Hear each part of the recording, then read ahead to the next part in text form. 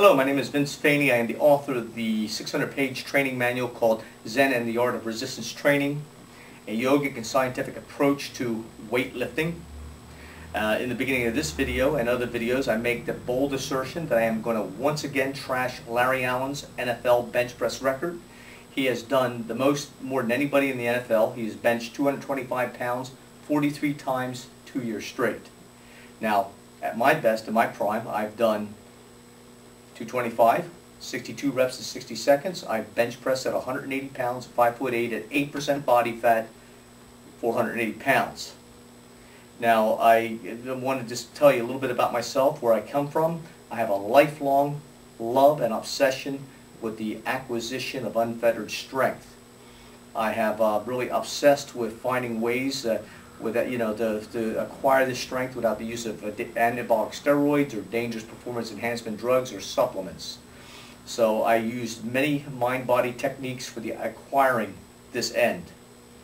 Now, many years ago, before I even lifted weights, when I was 12, I knew I wanted to be more than ordinary. So what I did is I went to the Norristown Library and I picked up many books on subjects like Hatha Yoga, started studying and practicing Hatha Yoga and meditation, self-hypnosis, and so forth.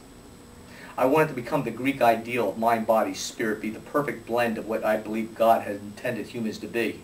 I wanted to achieve what many Hindu holy men are reputed to have achieved, such as enlightenment and mystical experiences. You know, the Indian fakirs who were able to endure great pain or actually subtract it from their experiences. They're able to endure long periods of time without food, able to endure harsh conditions, keep themselves totally focused on any task at hand, and they claim that their discipline helps them to achieve mystical experiences and spiritual enlightenment. I, of course, wanted to have all this.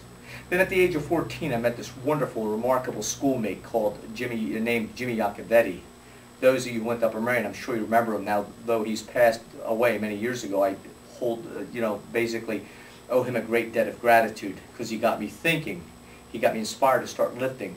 And it was his example that got me thinking about many things that I've thought about all my life, like how is it that a 90-pound lady can just lift a car that's pinning her child? How does a chimpanzee have the strength, 3 to 5 times the strength of a strong human being? How does it that some people who are average or less than average in ability initially are able to become world champions, while supposedly genetic freaks are able to really progress regardless of how hard they train? I wanted to know all these things.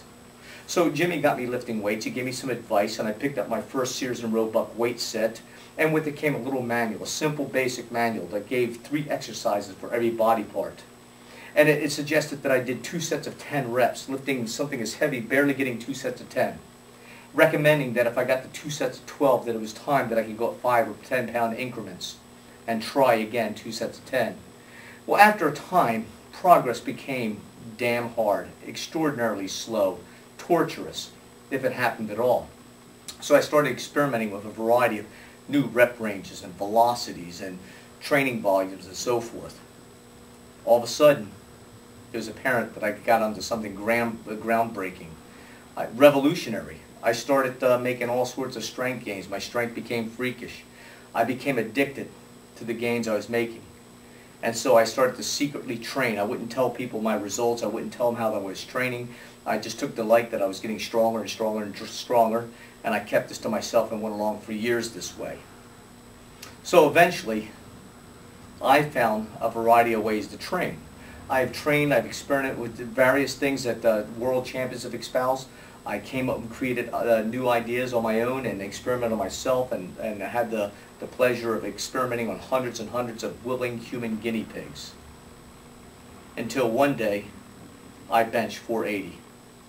Now, before I benched 480, and before I was able to do 62 reps with 225 pounds, I used to be like everybody else. I get injured here and there. I actually exhausted every possible wrong way of doing things.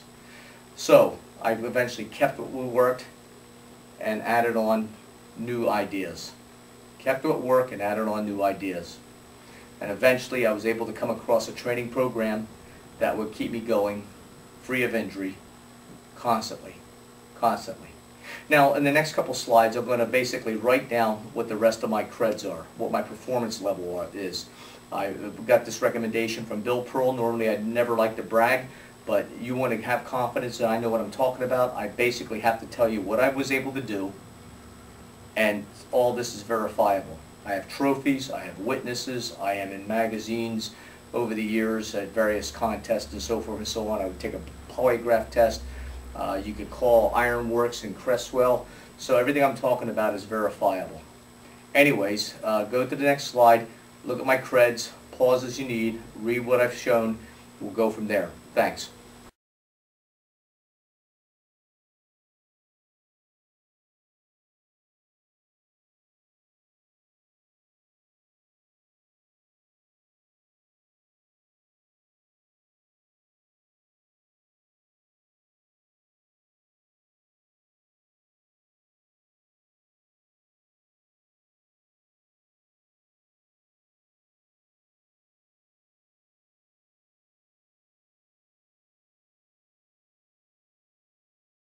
I hope that what I've written down speaks for itself. I want to go on further to say that basically, even though I reached that level of strength at that time, if it had not been for a car accident and other constellation of bad events in my life, that I was nowhere near to peaking. I've been doing that for months and was keeping away from injuries, and I was strong. Anybody who's experienced in lifting will know when they're getting close to a peak and know when it's not going to seemingly end.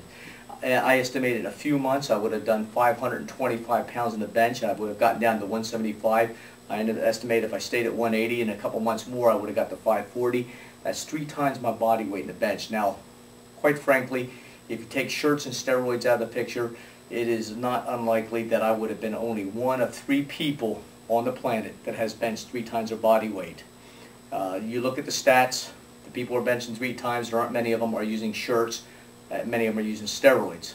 I've never taken steroids. So anyways, going from there, you know, within a year, I estimated conservatively that I would have been benching 600 at the body weight of 175 to 180. That would have been a 3.33 to 3.43 times my body weight.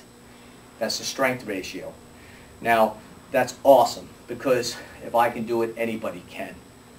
Average genetics, less than optimal leverages. An old guy at 42 with less than optimal testosterone. If I could do it then, you could do it, especially if you're younger.